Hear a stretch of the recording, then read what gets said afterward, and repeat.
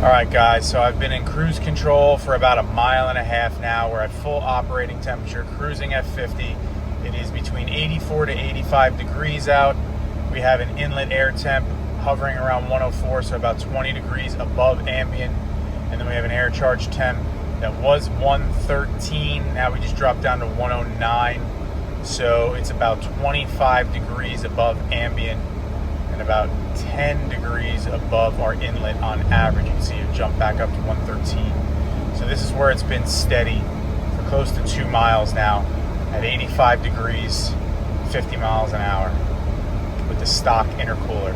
Now we'll do a quick pull, see what they drop to, and then we'll put the new Cobb intercooler in. All right, 85 degrees, 113, 105, still hovering. Let's give it a pull, see what we get down to.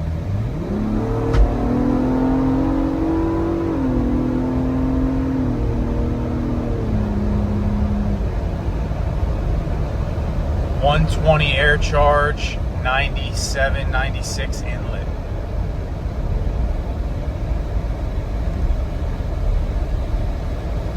All right, let's do pull number 2.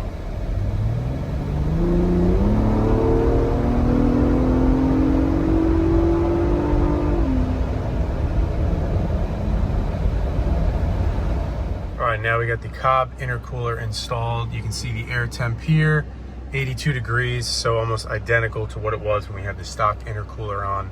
Shows right now our air charge temp is 114 and our inlet air temp is 100 and climbing. So we're gonna go on a cruise control again at 50. We'll see where the parameters are at, and then we'll do a couple pulls and we'll see the difference. All right, so we're at 50 miles an hour cruise control, 107 air temp for the charge and 96 inlet.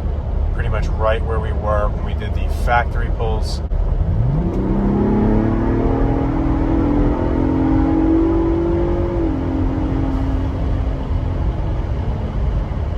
So based off of the first pull with the intercooler, we actually went down about 6 degrees during the course of that pull, where on the factory intercooler, I believe we were steadily climbing and went up between 15 to 20 degrees.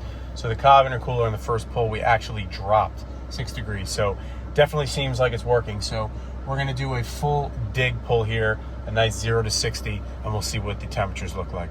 Our inlet air temp, 106. Our outside air temperature is 82 degrees, and our air charge is 125. Let's see what she does.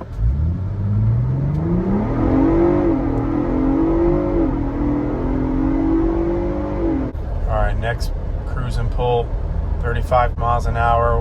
We're at 102 inlet, 127 charge.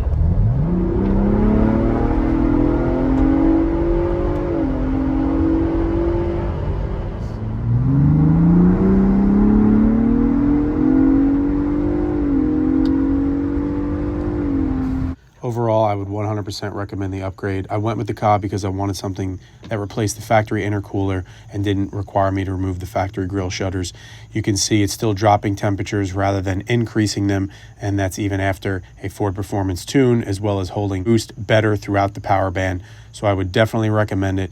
Thank you guys for watching, and be sure to stay tuned for more Bronco content.